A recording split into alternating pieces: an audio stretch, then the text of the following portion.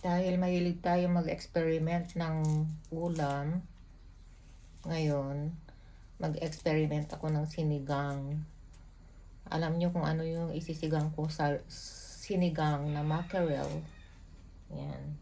Ito yung aking isisigang na mackerel. Yan. Isisigang ko yan. Kasi naisip ko isda rin naman siya. Siguro mas masarap kaysa yung isda, di ba? So, ito yung ating ihahalo. Yung sibuyas. Okay. Tapos, maglagay tayo ng luya. Since kaunti lang naman yung iluluto ko dahil nag-iisa ako, konting luya lang para yung luya para mawala yung lansa ng sardinas. Yan. At ito yung ating sibuyas. Lagay na natin ang sibuyas. Pero bago ko makalimutan, kanina isinalang ko na yung, iginasa ko yung kamatis. Ginisa ko para yung katas ng kamatis mas masarap kasi pag igisa mo lalabas yung juice ng kamatis. Yan. So ilagay na natin ang ating mga rekado. Ito yung ating sibuyas.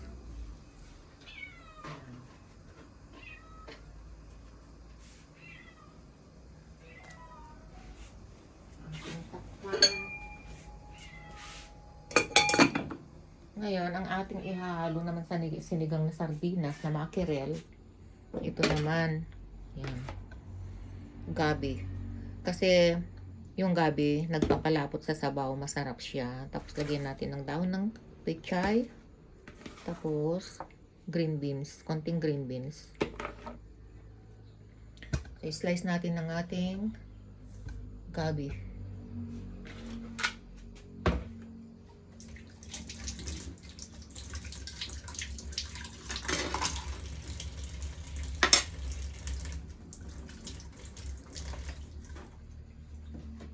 Ito pa pala, okra, ilagay natin sa sinigang. Pinuhin na lang natin yung paghiwa para sa ganun, madali siyang maturog. Kasi pag naghalo ka ng gabi sa sinigang, masarap yung medyo malapot-lapot, yung madudurog yung kanyang gabi. Yan. Kasi pag malalaki yung hiwa niya, matagal na luto.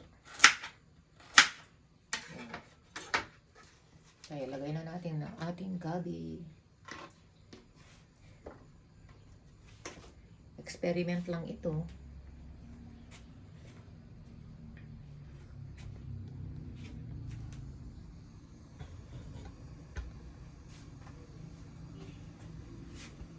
Okay.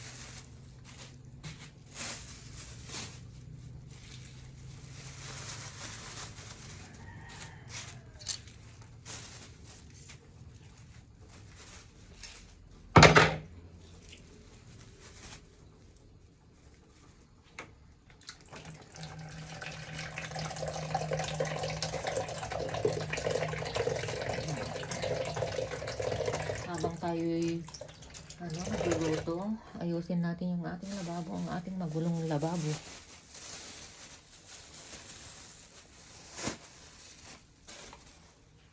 At ito na yung mga pinamili ko sa palengke kanina.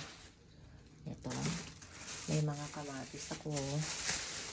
Yan, kamatis is life. Ito yung importante sa atin, yung kamatis. Kasi tuwing magluluto ka, kailangan mo yung kamatis. Medyo mura ngayon ang kamatis. Unlike before, na ang kamatis ay 150. Ngayon, 40 pesos na lang. So, ito, mga gabi yan. Root crops.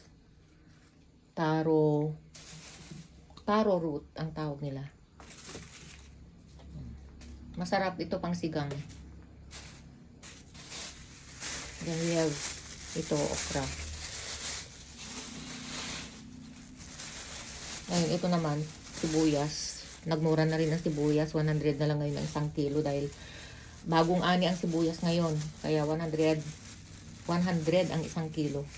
Pero ano pa yan, hindi pa na season yan. Kaya gagawin natin para magtagal siya, hindi siya mabubulok.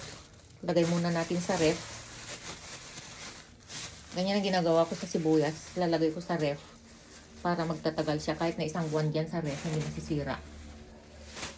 Hindi siya mabubulok. Kasi kung ilagay mo lang dito sa labas, lagay mo sa tray, mabubulok siya.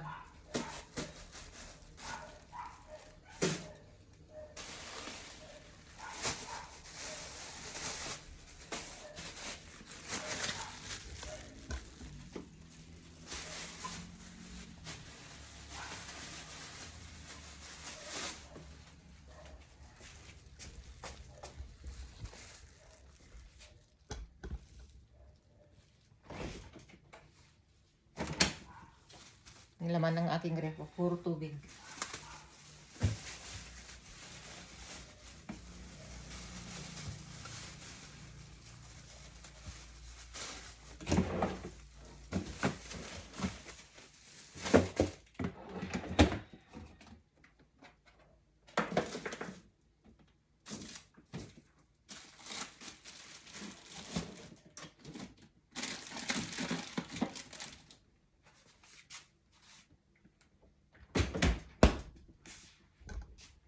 Yan. Habang tayo'y nagluluto, ayusin ang ating mesang magulo.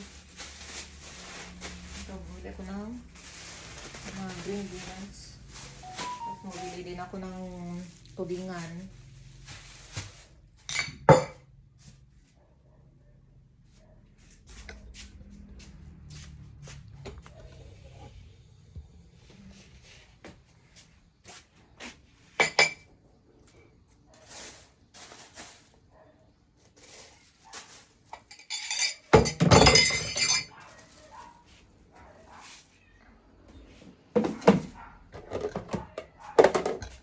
Magulo ang aking kusina.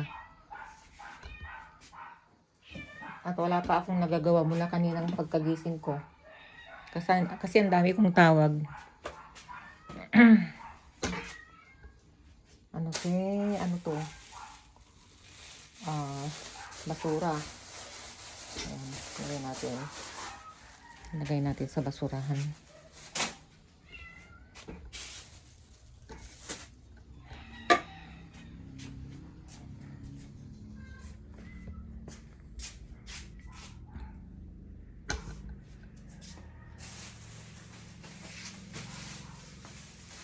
Ilagay natin sa ref ang ating gulay, pechay, saka green beans. Lagay natin sa ref.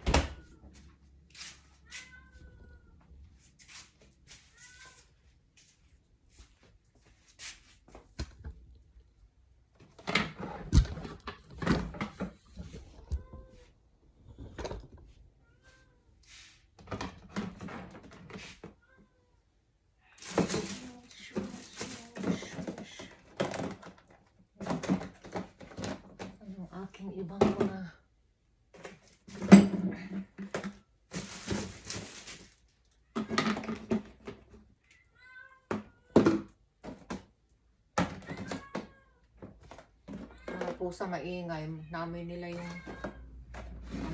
isda. Kaya sila nag-iingay.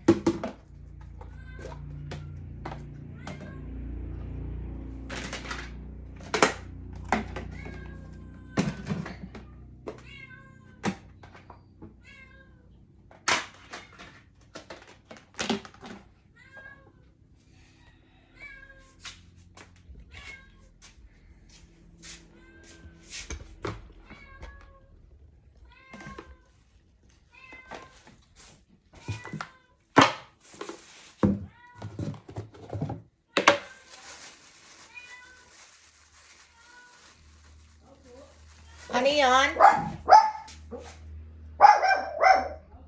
Ano yun? Sandali lang, sandali.